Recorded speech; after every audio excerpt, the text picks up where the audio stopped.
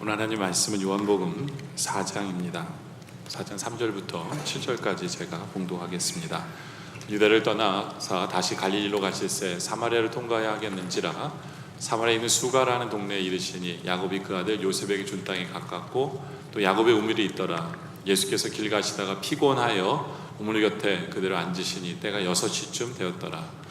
사마리아 여자 한 사람이 물을 기르러 왔음에 예수께서 물을 좀 달라 하시니.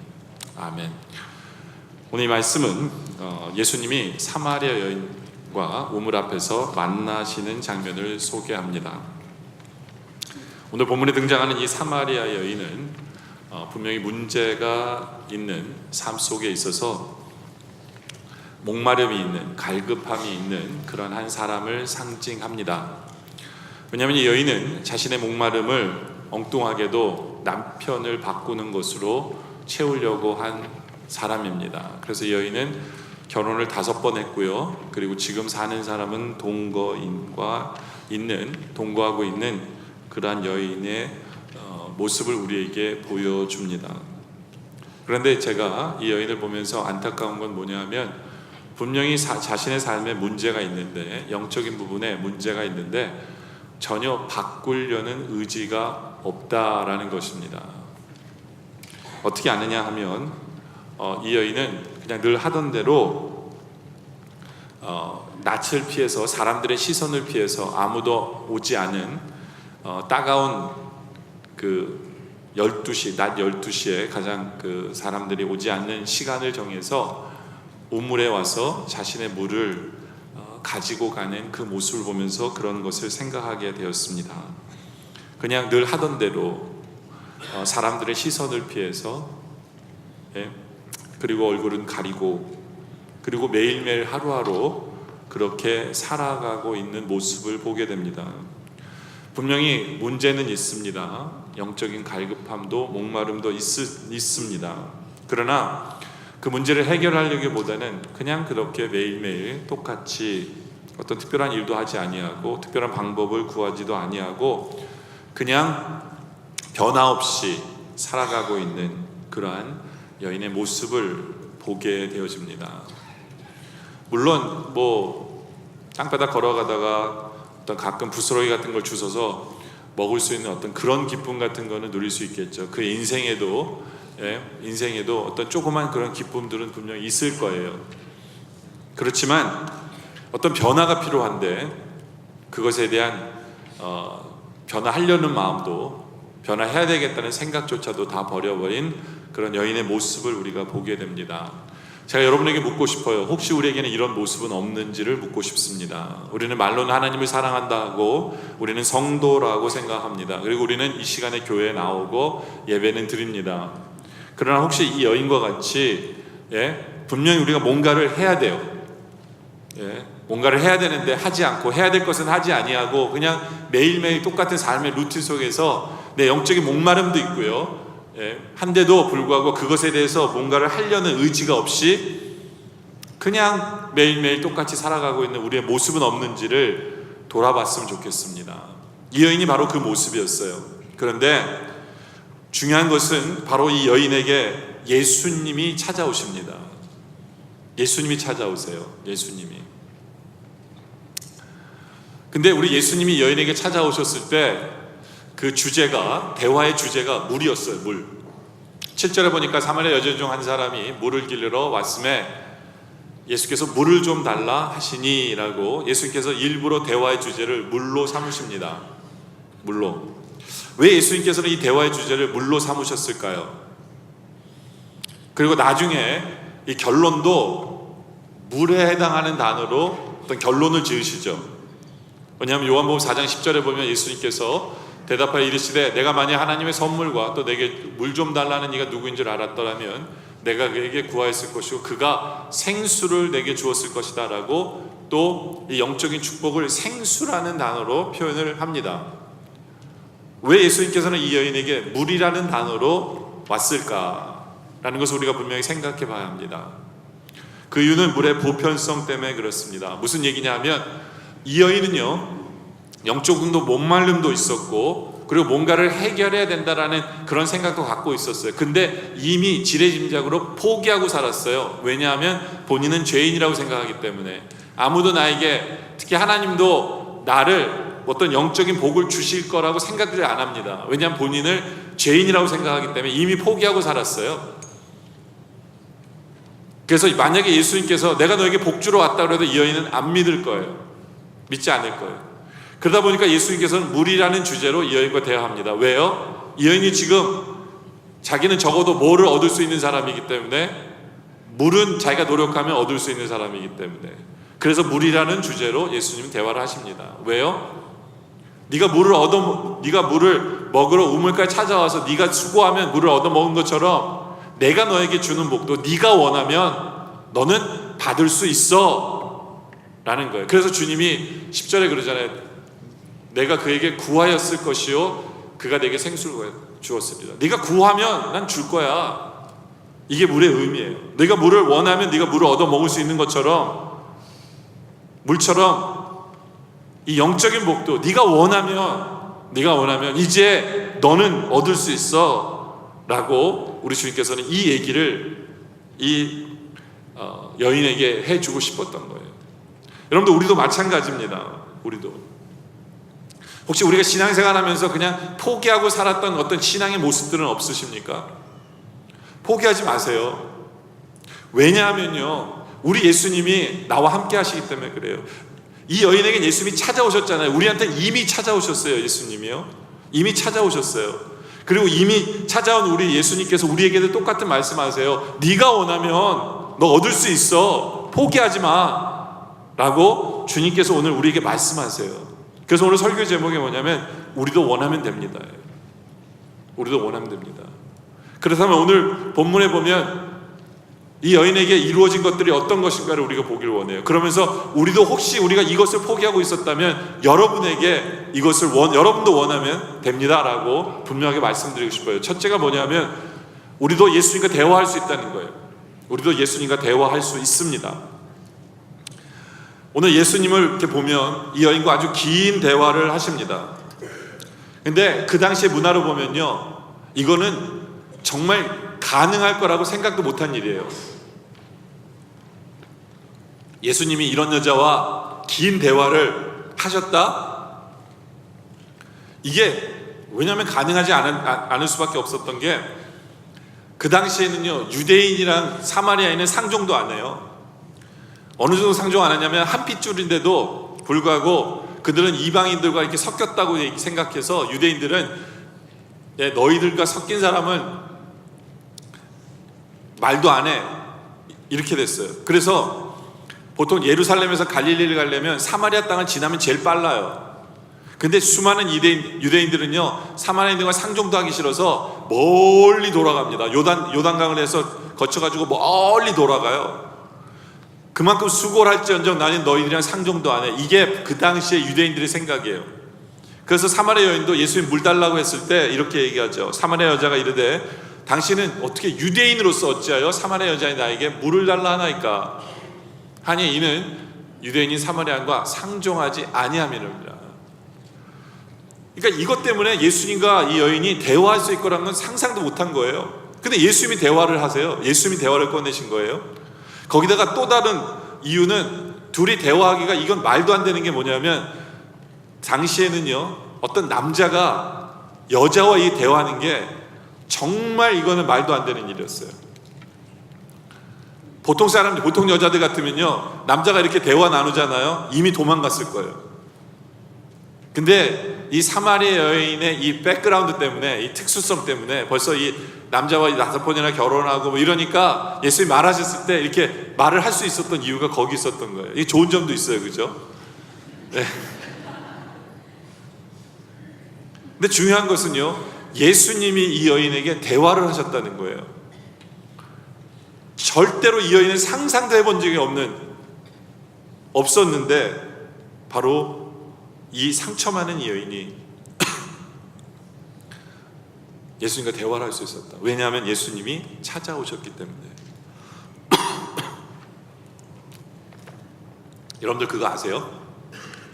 우리 예수님이 지금도 여러분들과 함께 대화를 나누고 싶은 거 아세요?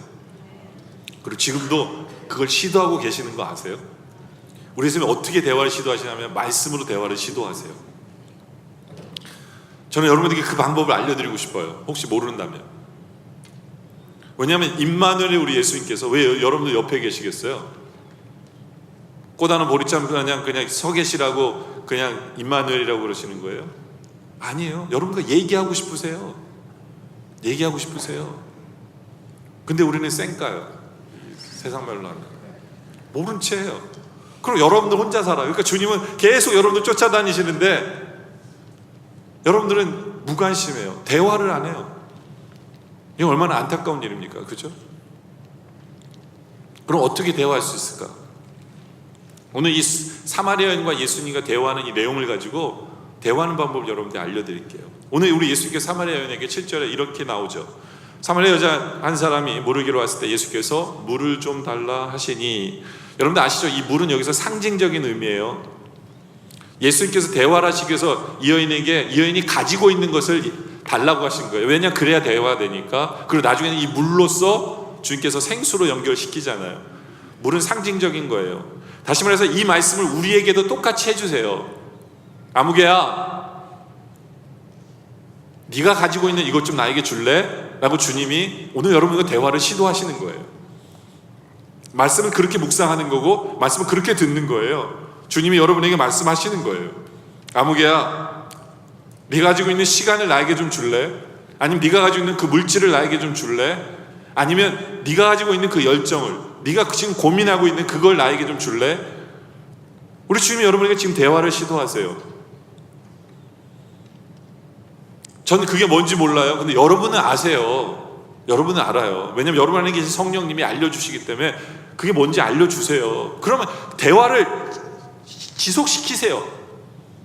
그렇죠?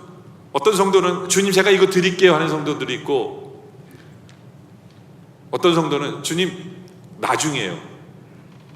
어떤 성도는 오늘 이 사마리아 여인처럼 아니 왜 나한테 달라 그래요? 이럴 수도 있어요. 솔직한 대화는, 오늘 이 여인은 솔직하게 얘기했어요. 9절에 보니까 이 여인이 그렇게 대답합니다. 사마리아 여자가 이르되 당신은 유대인으로서 어찌하여 사마리아 여자에게 나에게 물을 달라 하나이까? 한 이는 유대인이 사마리아를 상종하지 않아요. 왜 나한테 물을 달라고 그러십니까? 라고 사마리아 여인은 그렇게 솔직하게 얘기해요. 근데 여러분들 우리는 알아요. 우리는 알아요. 이 여인이 지금 은혜 속에 있는 걸. 그렇죠?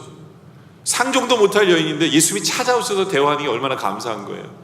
그런 표현으로 보면 이 말씀 자체도 우리는 주님 앞에서 우리는 이런 표현을 쓸 수 있어요. 주님 감사합니다. 저에게 찾아오셔서 저에게 말씀해 주시니, 제가 가지고 있는 것을 주님께서 달라고 하시니 주님 감사합니다 라고 우리는 대화할 수 있어요. 그렇죠? 아니면 반대로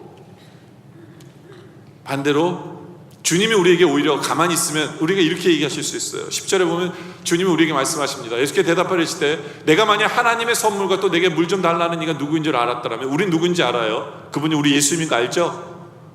여기까지 우리는 알아요. 그런데 우리 주님 뭐라 하느냐? 내가 그에게 구하였을 것이요 그가 생수를 내게 주었습니다. 뭐예요? 우리 주님이 오셔서 우리에게 얘기하시는 거예요. 내가 너에게 줄게. 내가 너에게 생수를 줄게. 내가 너에게 복을 주길 원한다. 근데 네가 나에게 좀 구하면 안 되겠니? 우리 주님이 또 우리에게 대화를 하시는 거거든요. 그렇죠? 물론 이 여인은 이렇게 대답해요. 11절에 예수님이 누군지 모르니까 여자가 이르되 주여 물기를 그릇도 없고 이 우물은 깊은데 어디서 당신이 그 생수를 얻겠사옵나이까? 아니 지금 물 한 컵도 없는 사람이 무슨 생수를 나한테 준다고 그래요? 이런 얘기거든요. 왜냐면 주님을 모르니까. 우리 조상 야곱이 이 몸을 우리에게 주셨고 또 여기서 자기와 자기들과 짐승이 나 맞췄는데 당신이 야곱보다 더 큽니까? 나에게 생수를 주면 당신은 야곱보다 더 큰 사람인데 그런 사람이에요? 이런 질문합니다. 물론 이 여인은 예수님이 모르시니까 그렇잖아요. 우리는 알잖아요. 우리 예수님이 전능하신 분이고 나와 함께 하신 우리는 알잖아요.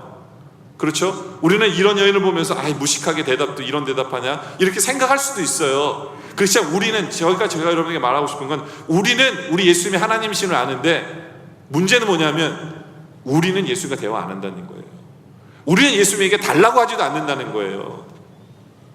우리 주님이 우리에게 내가 뭐 줄까? 네가 달라고 하면 내가 너에게 생수를 줄 수도 있는데 뭐 줄까? 이러는데 우리는 주님이 누구신지 안다고 얘기해요. 주님이 나와 함께 하신다고 얘기하지만 우리는 훨씬 더 이 여인보다 유식한데 문제는 더 무식하게 살아요. 대화하지 않아요. 이야기를 나누지 않아요. 주님 앞에 달라고도 하지 않아요. 내 영혼에 뭔가가 비어있는데, 내 영혼이 목말라 있는 부분이 분명히 있는데 우리는 달라고 하지 않아요.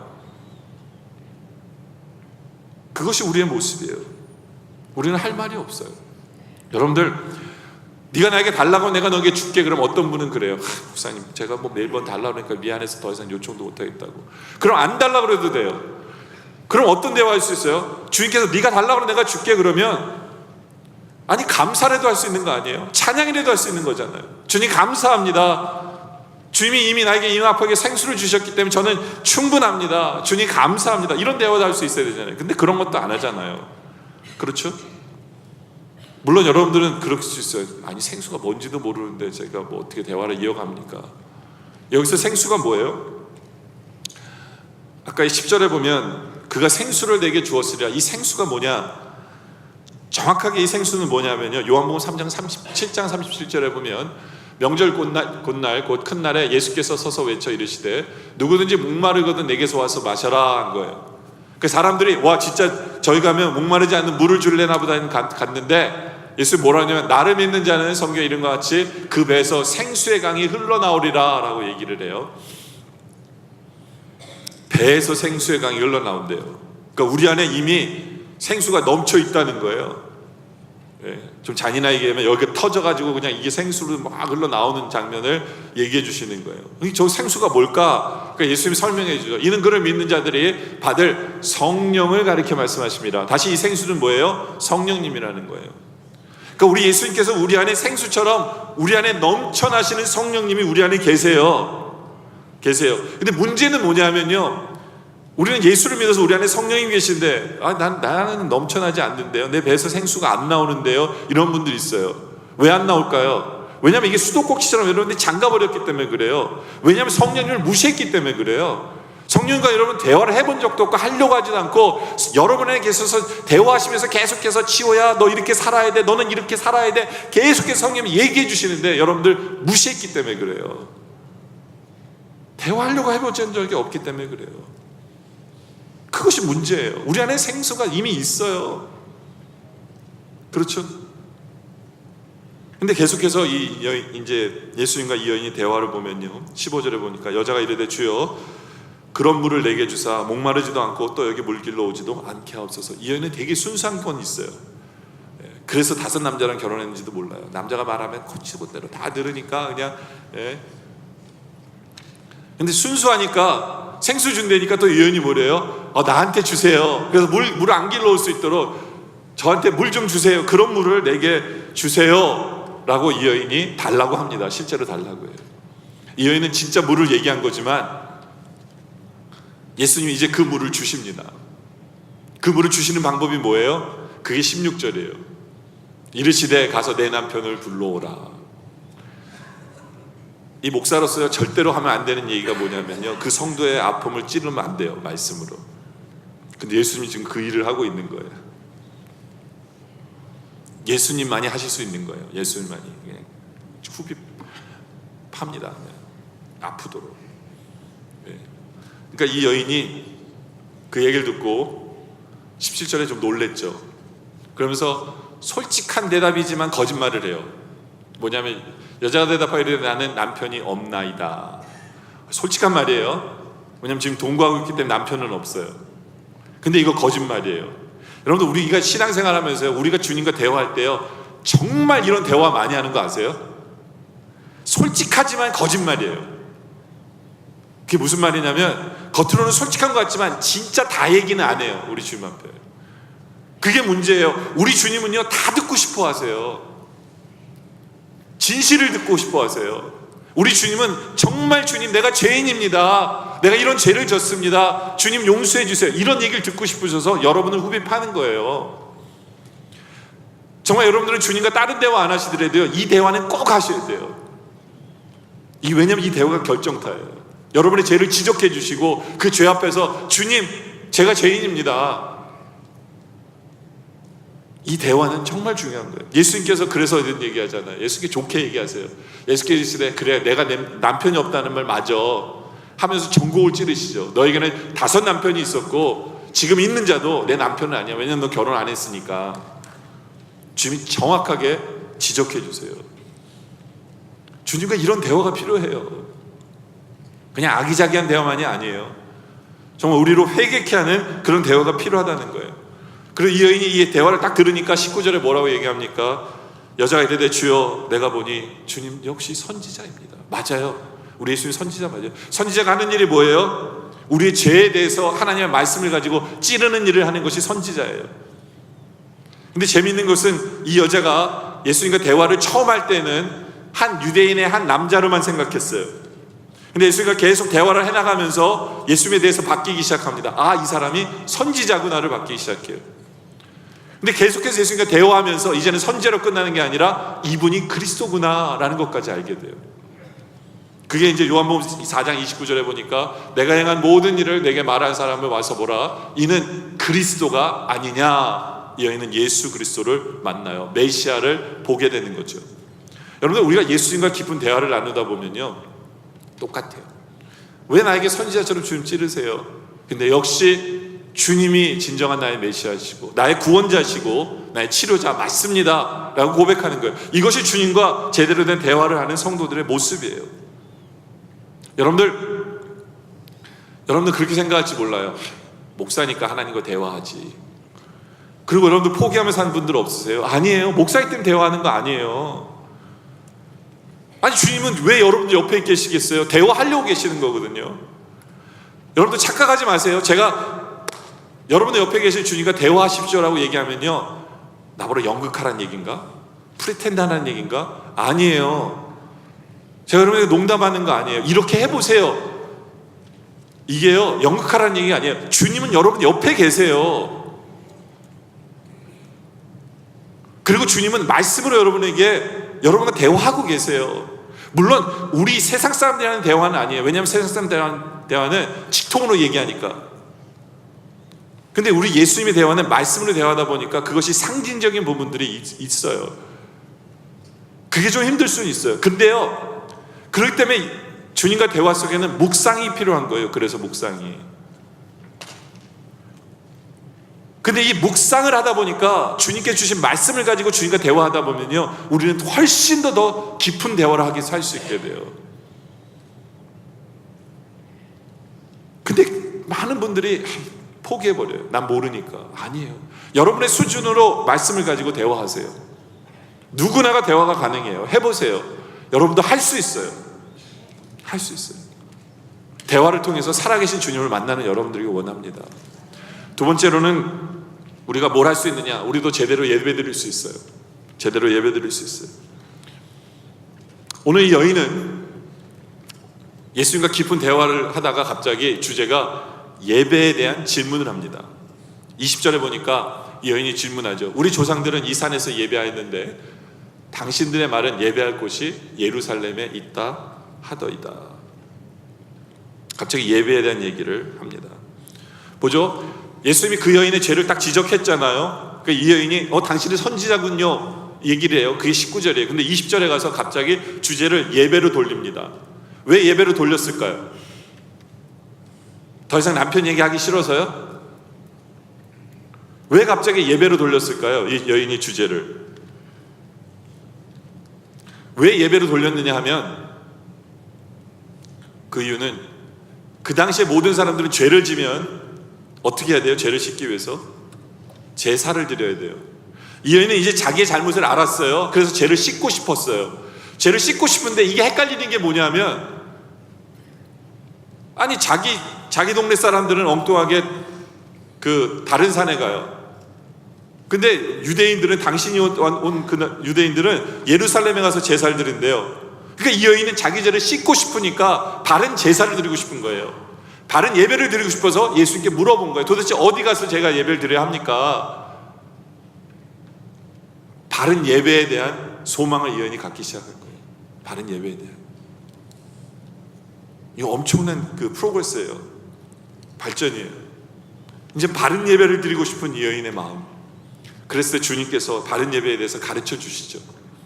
21절에 예수님께서 말씀하세요. 이르시되 여자야 내 말을 믿으라.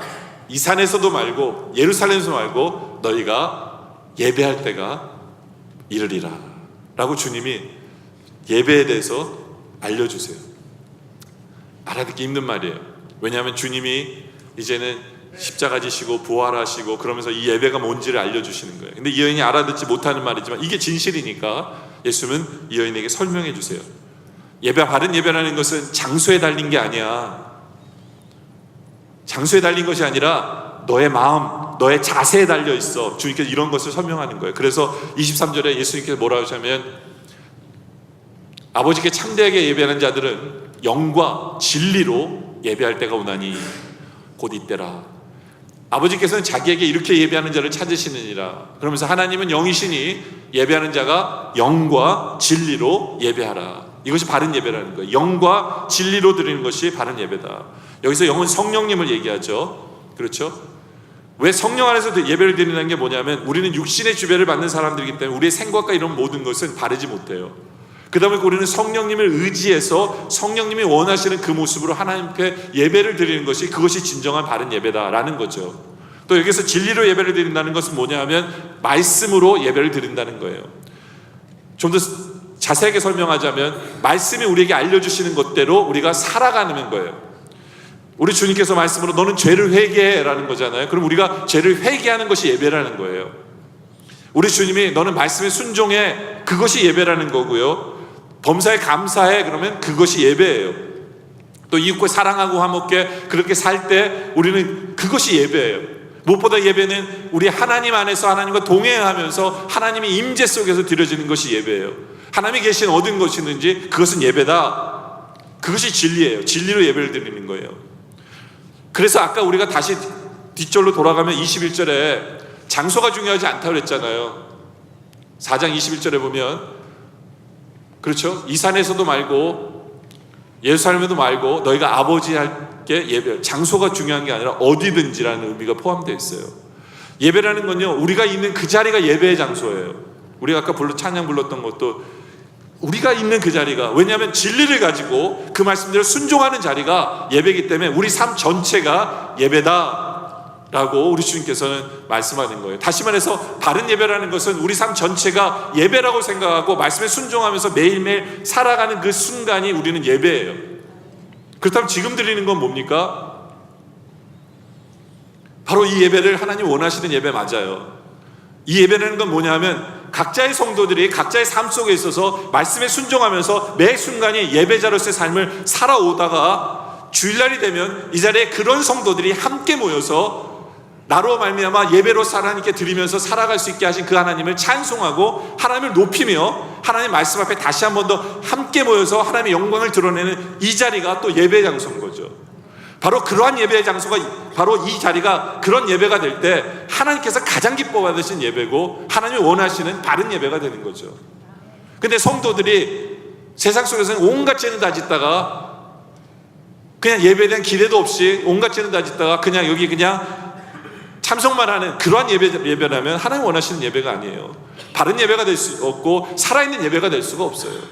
우리가 일상 우리의 삶 속에 있어서 예배가 예배대로서 살고 그리고 모여서 주님을 높일 때 이것이 바른 예배고 그것이 살아있는 예배고 그것이 성공하는 예배고 하나님께 영광 돌리는 예배고 하나님께서 기뻐 받으시는 예배예요. 우리가 그런 예배를 드릴 때 토조 목사님이 그런 얘기하신 것처럼 하루를 예배로 시작하는 사람은 결코 마귀가 건드릴 수 없는 권능자의 삶을 살아간다라고 얘기한 것처럼 그런 예배를 살 때 우리를 무너뜨릴 수가 없는 거예요. 그렇기 때문에 예배라는 건요 전쟁이에요. 전쟁입니다. 왜요? 사탄은 우리로 바른 예배를 드리지 못하도록 모든 포커스를 거기에 둬요. 왜요? 그래야만 우리가 승리하지 못하니까. 예배를 못 드리도록 사탄은 온갖 전쟁을 지금 계략을 꾸미고 있기 때문에 우리는 전쟁이라고 생각해야 돼요. 여러분들 성경에 보면 가인 같은 경우에 보면 오히려 예배를 잘못 드렸기 때문에 죄를 진 거예요. 이 예배라는 게 그렇게 무서워요. 그렇잖아요. 예배를 잘못 드리다 보니까 동생이 미워지고 동생을 죽이게까지 됐잖아요. 바른 예배를 위해서 전쟁해야 돼요. 우리는 깨어 있어고 싸워야 돼요. 여러분들 출애굽기 7장부터 11장에 보면 모세가 바로 왕에게 Let my people go, 내 백성을 주십시오, 우리가 저기 가나안 땅에 가야 됩니다라고 요청을 하는 장면이 나오죠. 근데 안 주니까 10가지의 재앙을 해가지고 막 싸움을 벌이면서 결국은 이스라엘 백성을 꺼내 오잖아요. 그게 가나안 땅에 가기 위한 전쟁이었을까요? 아니에요. 예배를 드리기 위한 전쟁이었어요. 모세가 Let my people go라는 얘기를 했을 때 왜 달라고 했냐면 출애굽기 5장 1절에 보면 그 후에 모세와 아론이 바로에게 가서 이르되 이스라엘 하나님 여호와께서 이렇게 말씀하시기를 내 백성을 보내라. 그러면 그들이 광야에서 내 앞에 절기를 지킬 것이다. 광야에서 예배하기 위해서 달란 거예요. 바로 왕도 충분히 이해했어요. 그래서 매번 어떤 그 이적을 행하고 힘들 때마다 바로 왕이 모세에게 뭐라고 얘기하냐면 8장 25절 같은 경우에 보면 바로가 모세와 아론을 불러 이르되 너희는 가서 이 땅에서 너희 하나님께 제사를 드려라. 야, 멀리 가지 말고 여기서 그냥 예배 드려. 이게 예배의 문제라는 거를 바로 왕도 알고 있었어요. 그래서 이 예배라는 문제가 이 구절 안에 18번이나 나와요. 너 여기서 예배 드려라. 왜 꼭 가야 되느냐, 뭐 이런 얘기들이 18번이나 나와요. 이 전쟁은요, 바로 왕과 모세의 전쟁은 예배의 전쟁이었어요. 예배를 바르게 드리기 위한 전쟁이었어요. 왜냐하면 우상으로 가득 찬 이 애굽에서는 더 이상 하나님께 바르게 예배를 드릴 수 없기 때문에 이스라엘 백성이 나와서 예배 드려야만 했기 때문에 Let my people go라는 얘기가 나온 거예요. 이건 예배의 문제예요. 예배의 문제예요. 여러분도 우리가 바른 예배를 드리고 싶으세요? 포기하지 마세요. 전쟁이에요. 그 예배를 위해서 우리 주님이 우리와 동행하시고 성령님 우리 안에 계세요. 너무나 많은 성도들이요, 이 예배에 대해서 포기하고 있는 것 같아요. 너무나 많은 성도들이 에이, 내일도 그냥 똑같은 뭐 그저 그런 예배를 드리지 뭐, 그냥 이렇게 생각하는 것 같아요. 아니에요. 우리의 예배는 바뀔 수 있어요.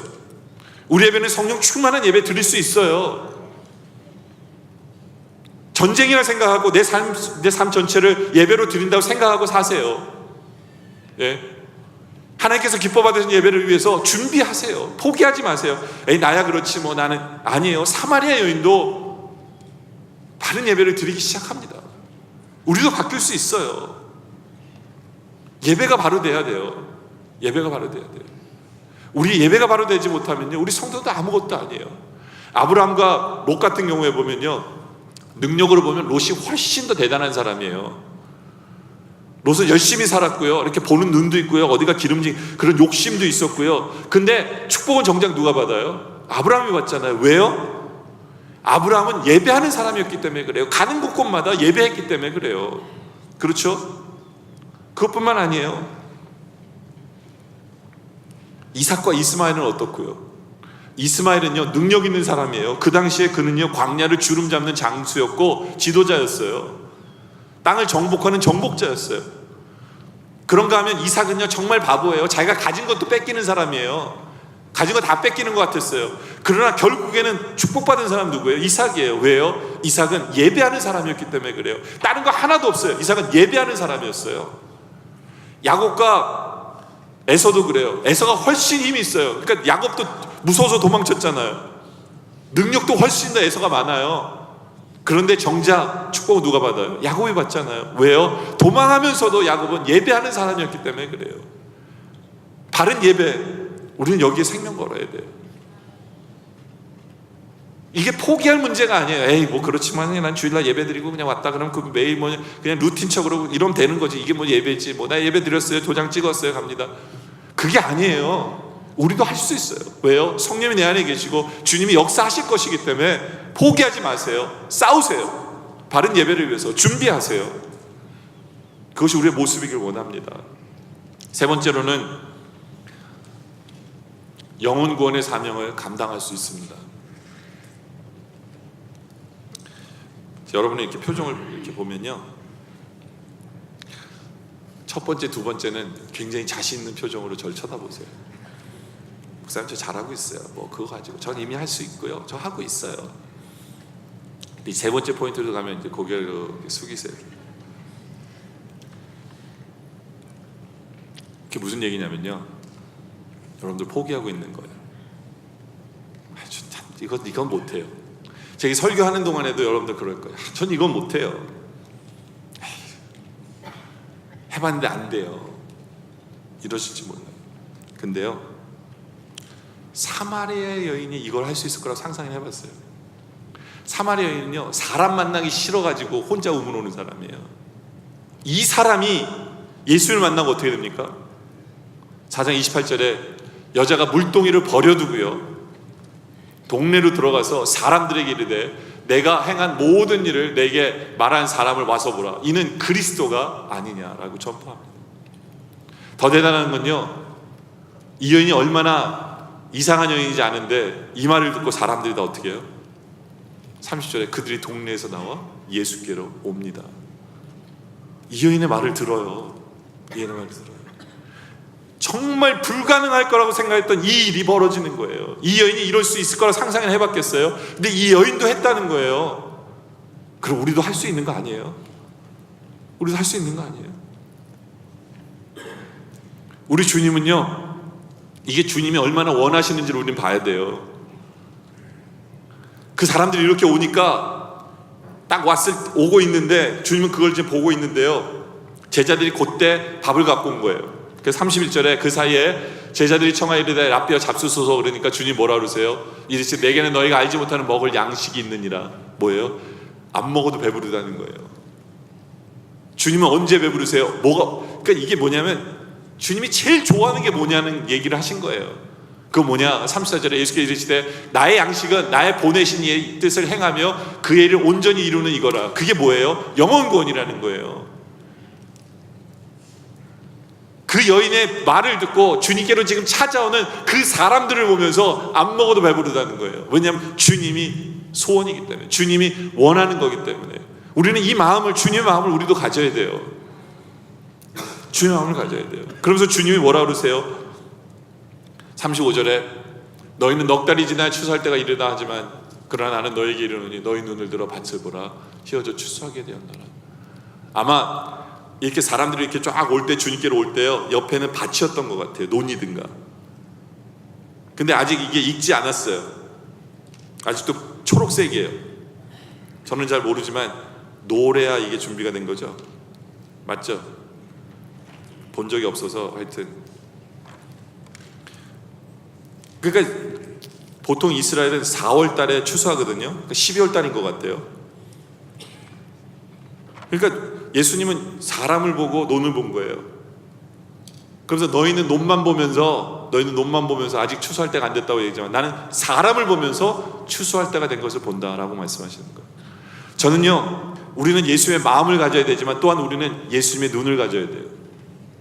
영혼들을 보면서, 믿지 않는 영혼들을 보면서 저 사람들이 이제 주님을 믿을 때가 됐구나, 이렇게 볼 수 있는 눈이 우리에게 필요한 거예요. 엉뚱하게 세상을 바라보면서 아직 덜 됐고, 아직 멀었고, 나는 이것도 없고 나는 저것도 없고 그래서 못해가 아니라 우리는 영혼들을 바라보면서 지금이 이때다 라고 얘기해야 돼요.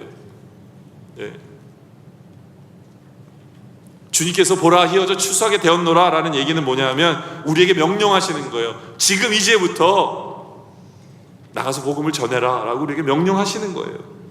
명령하시는 거예요. 이것이 우리의 할 일이에요. 할 일이에요. 디모데후서 4장 1절에 보면 우리가 말씀하세요. 하나님 앞과 살아있는 자의 죽은 자를 심판하실 그리스도 앞에서 그가 나타나실 것과 그의 나라를 두고 엄히 말하노니. 이건 굉장히 중요한 얘기예요. 엄히 말한다 그랬어요. 그게 뭐냐? 너는 말씀을 전파하라. 때를 얻든지 못 얻든지 항상 힘쓰라. 이것이 우리가 하고 있는 일이에요. 있어야 합니다. 말씀을 전파하고 있어야 돼요. 이것을 우리가 해야 돼요. 왜 해야 되는 줄 아세요? 왜 해야 될까요? 왜 꼭 해야 될까요? 36절에 보면 나와요. 오늘 본문에 나옵니다. 거두는 자가 이미 삭슬 받았기 때문에. 거두는 자가 이미 삭슬 받았기 때문에. 거두는 자가 누구예요? 우리예요, 우리. 우리가 이미 삭슬 받았어요. 그래서 당연히 거두는 자가 삭슬 받았으면 이제는 추수할 밭에 가서 뭐 해야 돼요? 당연히 해야 될 거 아니에요.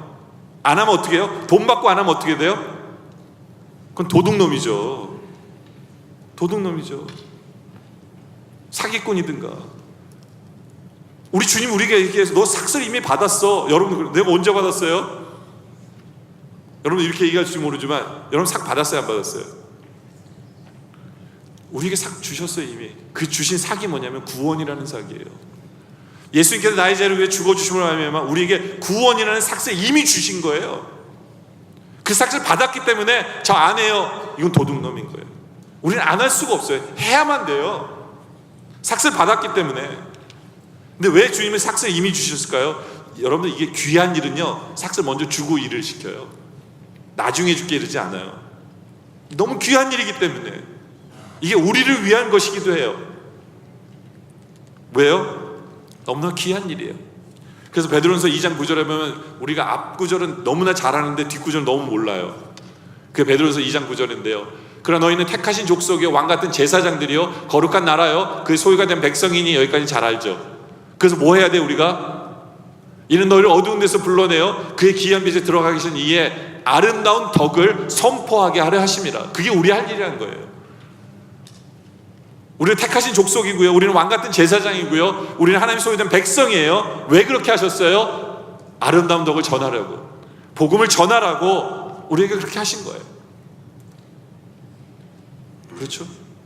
그리고 우리가 전하면 우리는 사랑할 대상들이 생겨나요. 사도 바울이 그랬어요. 빌립보서 4장 1절에 보니까 그러므로 날 사랑하고 사모하는 형제들, 이게 누구냐면 사도 바울이 전도한 사람들이에요. 사도 바울은요, 자기가 전도한 사람들을 보면서 이뻐서 미치겠는 거예요. 그러니까 이런 표현을 자주 해요. 나의 사랑하고 나의 사모하는 형제들아, 나의 기쁨이요 면류가 아닌 사랑하는 자들아. 저는 여러분들에게요, 이렇게 사랑에 빠지는 수많은 사람들이 여러분에 있기를 원해요. 여러분 전도해서 바라만 보면 그냥 마치 내가 임신을 해서 애를 낳았을 때 그 애기가 너무너무 기쁜 것처럼, 남자가 이런 얘기하니까 진짜 이상하지만 하여튼 그런 자녀들이, 영적인 자녀들이 여러분에게 넘쳐나길 원해요. 여러분들 세상 사람들은 썩어질 양식을 위해서 그렇게 수고합니다. 그러나 우리의 목표는 그게 아니잖아요. 영원한 생명을 위해서 주님께로 인도하는 그것이 우리의 사명이에요. 그러기 위해서 주님의 마음과 주님의 시선과, 그렇죠? 주님의 열정, 주님의 기쁨이, 바로 그런 모든 것을 소유한 여러분들에게 원합니다. 이제 말씀에 결론을 내리죠. 여러분들 이제껏 우리는 어떤 면에서 사마리아인처럼 에이 나는 안 돼, 뭐 내가 변하긴 어떻게 변해, 그러면서 우리는 다 포기하고 아무것도 안 했는지도 몰라요. 아니에요. 여러분들 포기하면 안 돼요. 주님이 여러분에게 계세요. 성령이 여러분 안에 계세요. 왜 포기하고 계세요? 주님과 대화 나누는 거 포기하지 마세요. 지금도 말씀 주시잖아요. 네? 그 옆에 계시잖아요. 대화하세요. 대화하세요. 네? 나 매일 예배 드렸는데 똑같은 예배, 뭐 이게 그런 예배 아니에요. 여러분의 삶부터 예배라고 생각하세요. 네? 주의 말씀을 가지고 매번의 삶을 그 예배로 드리세요. 그리고 그 모습으로, 준비된 모습으로 이 예배에 나오세요. 이 예배가 여러분을 다르게 만들 거예요. 여러분의 삶을 바꿀 거예요. 나는 전도해봤자 안 돼, 포기하지 마세요. 우리는 이미 삭을 받았어요. 포기하면 안 돼요. 뉴스 보니까 어떤 교장 선생님이 학생들 들어오는데 기타 들고 노래하더라고요. 너는 할 수 있어. 저 노래를 잘 들어본 노래는 아닌데 가사가 그래요. 계속 너는 할 수 있대요. 너는 할 수 있어. 너는 할 수 있어. 정말 우리는 할 수 있어요. 그 교장 선생님은요, 믿는 거 하나도 없지만 노래 하나만 믿고 있잖아요. 우리는 우리 안에 계신 성령님이 계시잖아요. 포기하지 마세요. 영적인 싸움을 싸우세요. 우리는 이길 수밖에 없어요. 하나님 뜻을 이룰 수밖에 없어요. 그것이 우리예요. 그러한 삶을 살아가는 우리 모두가 되어지시기를 주님의 이름으로 축원합니다. 기도드리겠습니다. 아버지 하나님, 우리는 정작으로 해야 될 것은 안 하고 엉뚱하게 우물가 여인처럼,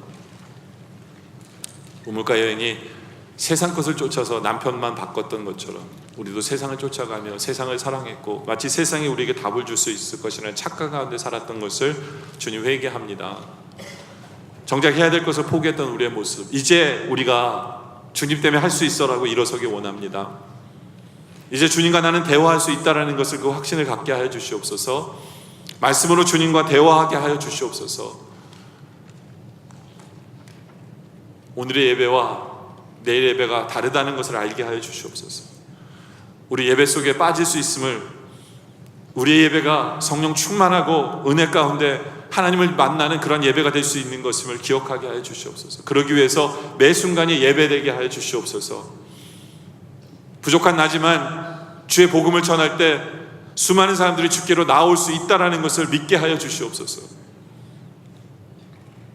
내가 가진 이 복음이 얼마나 귀한 것인 줄 알게 하여 주시옵소서. 내가 이미 삭슬 받았음을 기억하게 하여 주시옵소서.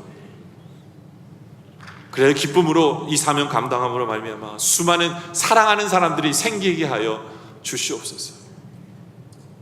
주님, 우리로 이기게 하실 주님 감사드리며 예수님의 이름으로 기도드립니다. 아멘.